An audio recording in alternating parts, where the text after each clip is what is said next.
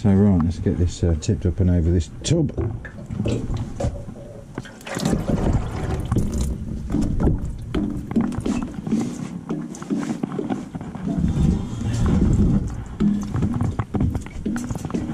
Open the lid, open the cap rather, let it vent out. Looks like tea. Right, so that's the evapor rust in the tub, and the tank is now empty. I'm just going to swill it out with water just to neutralise anything. I don't know how it'll react with the mech, and I don't want to mix the two. I'm just going to neutralise it with water, I think.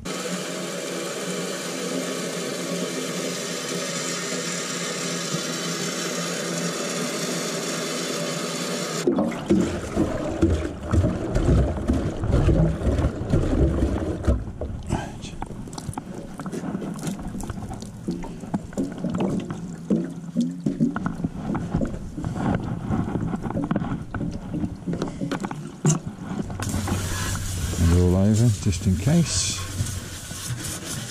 Just in case it's spilt anyway, I think we have. Taking the risk.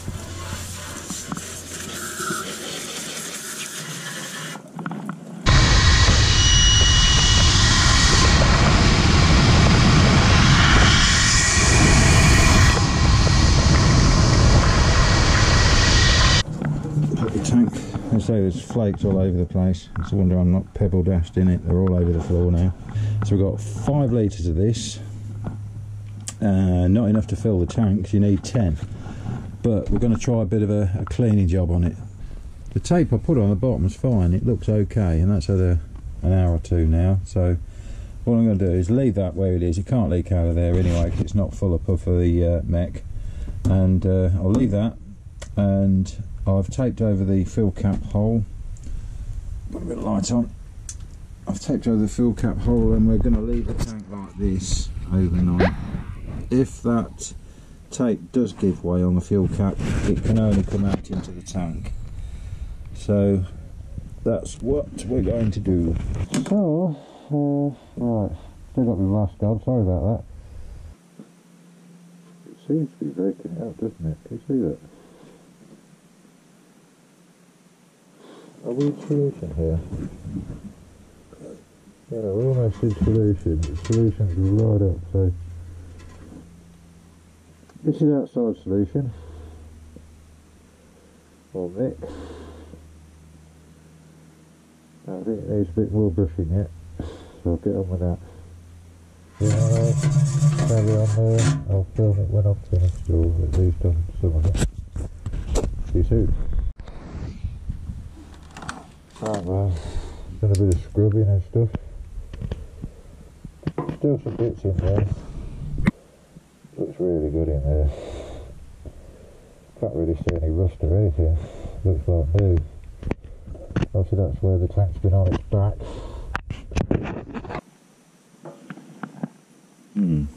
What is that?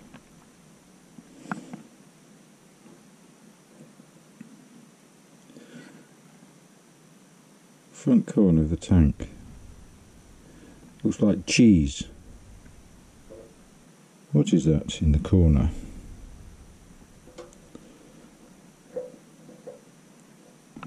Well, I'm going to try and get a tool in there and scratch a bit off, see if it is maybe dried up cream product, you know, from last night. But that wasn't submerged, that part of the tank. The tank was upright like it is now. So it could be something that's dried out and, you know, stuck in the corner. Anyway, I'll turn this tool off now.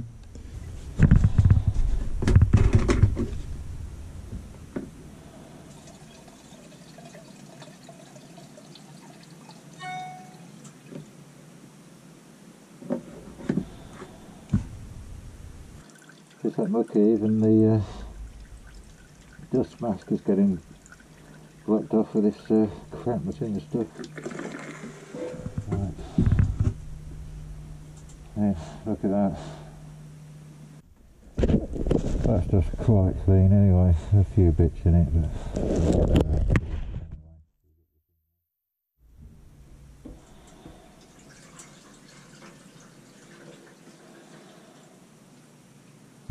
double checking the carb throttle synchronisation.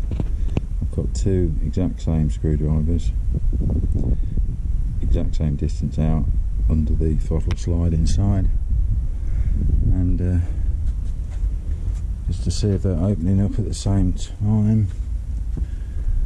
As you can see, when I open, I'm sure you can see the other one at the same time, but when I open this one, when I pull the throttle just slightly, you can see this one moving before the other. So I need to balance that, and do that by the top of the carburetors, I think. I'll see this one, I'll get the right size before I go around the other side. 7mm. So we need the other one to open earlier, so we need to tighten the throttle cable. Yeah, it could be very minor adjustments, so we're just going to try one flat at a time. I've got my registration mark from when they were both bedded down, so that'll give me some kind of registration. I'll just go and have a look on the other side again.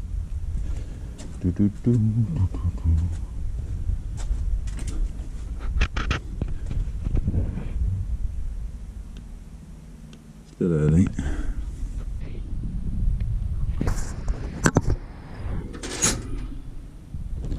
You can see now that it's getting very close.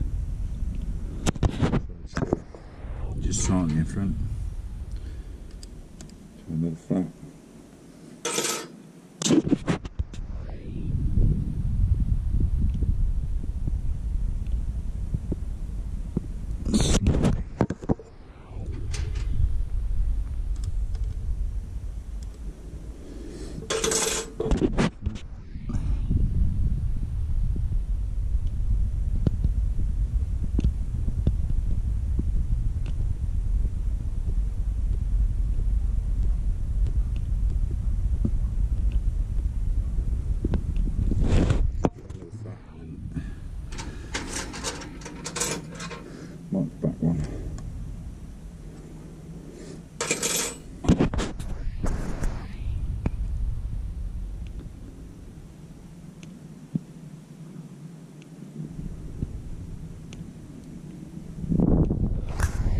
Good. I think we've done that. The other side. And then we can call that done. I'll say it's just come up now from the base. I didn't count how many flats, but it's irrelevant because I'm going with the edge of that adjuster and the marker that I put on originally. So it's an arbitrary, you know, doesn't mean anything. Close that down to keep it there.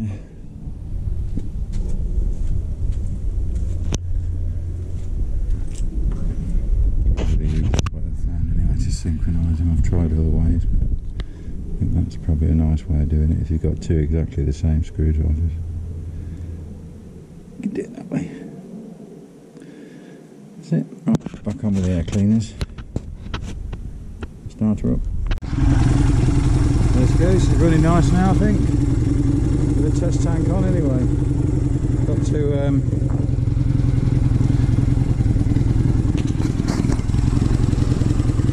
finish the tank off though. Still seems warmer on the right hand side, exhaust gases. I might have a look at the plugs. I've come out for, I think it's 4.5 or 4 1/4 turns on the idle screw, so I'm not sure whether that's a bit excessive, but we're ticking over a 1200.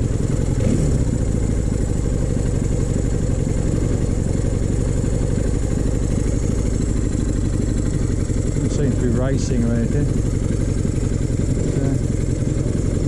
But, really, from how it's been running, this is amazing. Quite nice. Right, there's Humphrey then.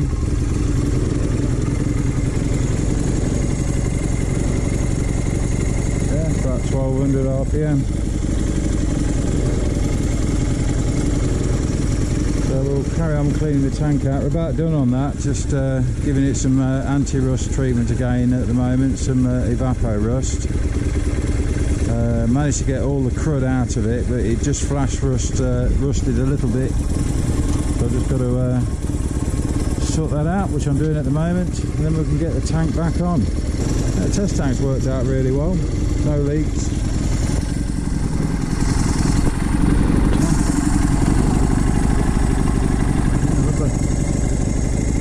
At least you can guarantee that you've got fresh fuel in there, you know, proper clean fuel.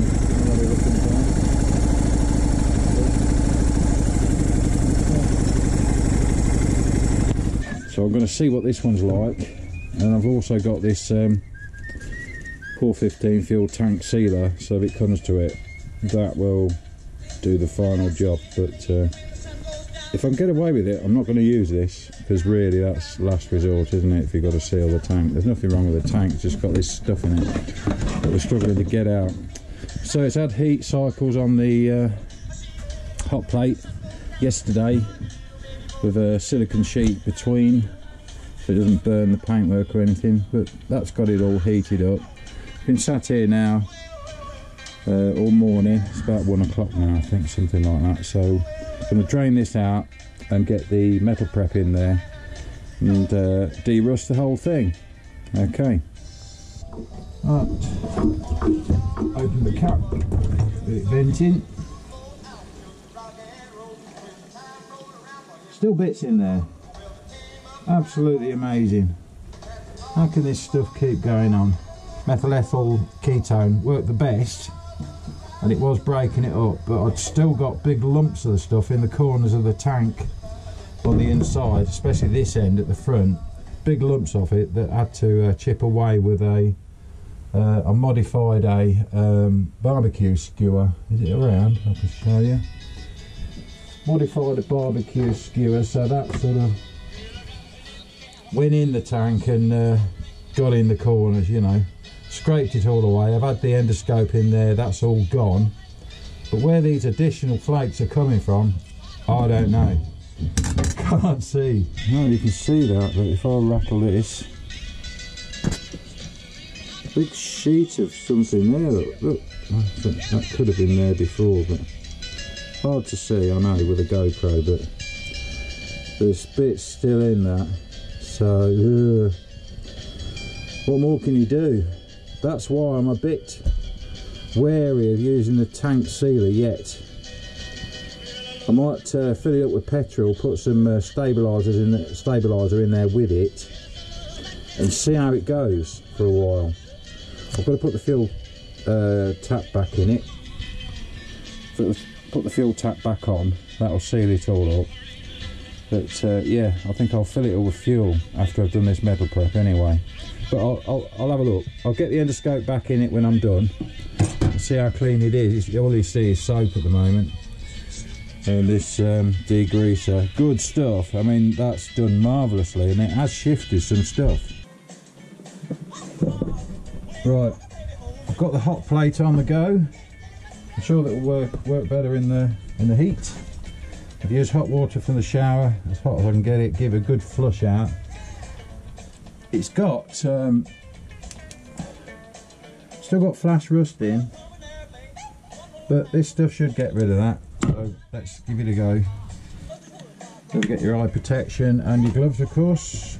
This is phosphoric acid.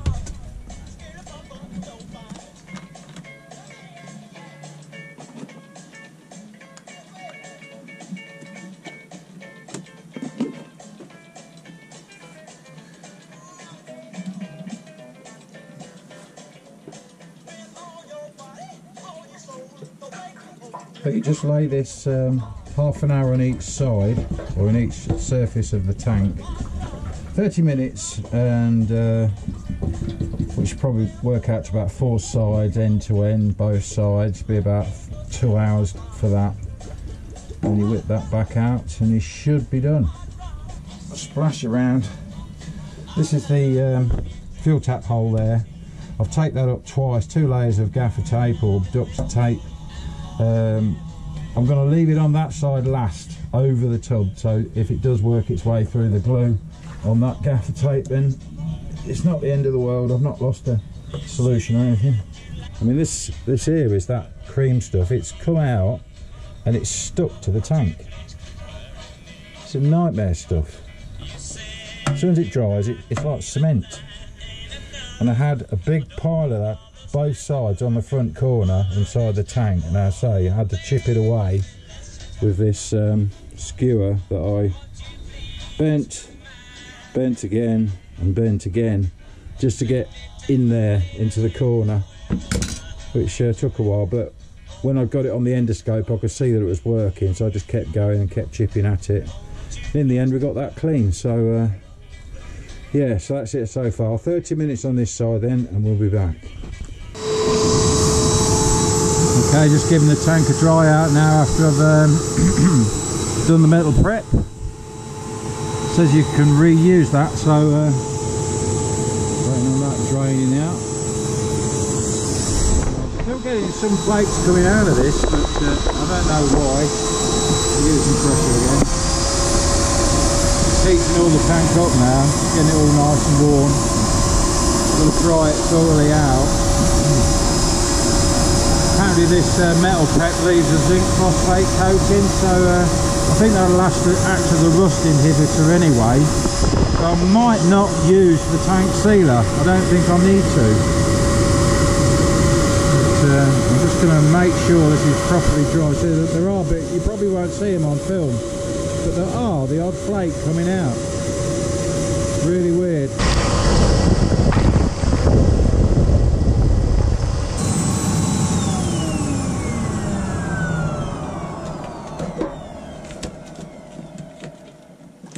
I didn't want to be sat there holding this for ages, so it's had a good 15-20 minutes of just having warm air blowing into it.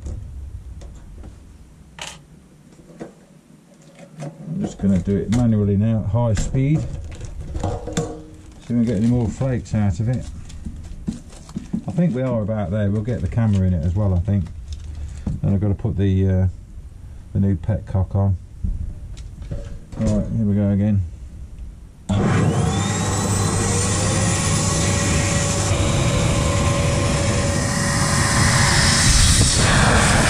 It's still like a very light crusting in there, and it's weird because everything I've tried should have got that off. There you go, you see that? There is a tiny thin layer of the old sealer on there still, very thin.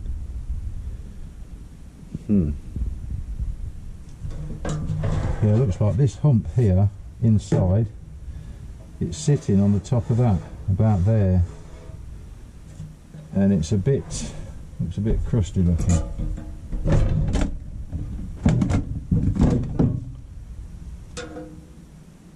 Definitely.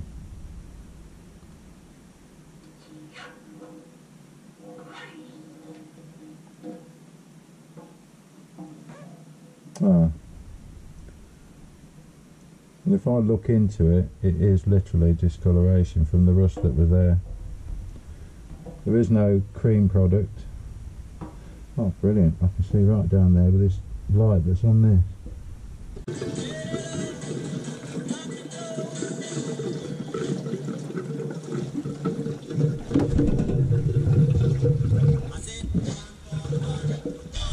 Now I've put the fuel preservative in there, and the tank is brimmed. There's no leaks from the petcock, which is always a good thing. Next thing to do will be to clean the tank up, get some of these marks off. They'll probably come off very easily, but I've got my polisher here anyway, so I want to give the tank a polish while I've got all the little you know, shiny bits on and the rubber pad and everything. Just give it a clean up now. As I say, I'm not going to risk putting the tank sealer in until I know exactly what's going on with this. If petrol's affecting it and it's still clogging up the petcock with just fuel in it, then I'll go in with the sealer and I'll go back and do the phosphoric acid and put the sealer in. But really the sealer is a last resort. It's not good stuff. It's a cop out really. You should always repair your tanks, I think, but yeah, so hopefully with the fuel additive in there and a full tank, it shouldn't rust anyway. And Thanks for watching. See you all on the next one. Humphrey the Honda. Goodbye.